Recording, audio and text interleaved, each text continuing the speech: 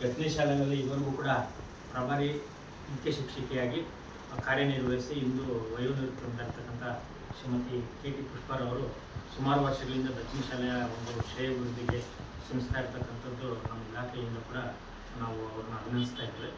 ಹಾಗಾಗಿ ಅವರ ಏನು ವಯೋವೃತ್ತಿ ಜೀವನ ಸುಖಕರವಾಗಿರಲಿ, ಆರೋಗ್ಯ ಮತ್ತು ಐಶ್ವರ್ಯ ದೇವರು ಕರುಣಿಸಲಿ ಅಂತ ಹೇಳ್ಬಿಟ್ಟು ನಾವು ನಮ್ಮ ಇಲಾಖೆ ವತಿಯಿಂದ ಅವರಿಗೆ ಅಭಿನಂದನೆ ಸಲ್ಲಿಸ್ತಾ ಈ ಶಾಲೆಯ ಕೆ ಟಿ ಪುಷ್ಪಾರವರು ಮುಖ್ಯ ಶಿಕ್ಷಕರು.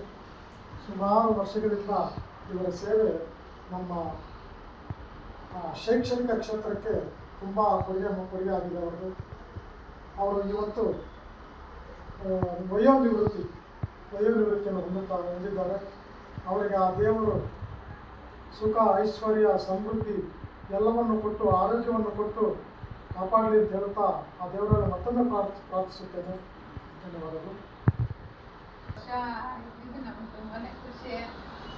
ಮತ್ತೆ ಆ ಥರ ಮೇಡಮ್ ನಮಗೆ ಸಿಗಲ್ಲ.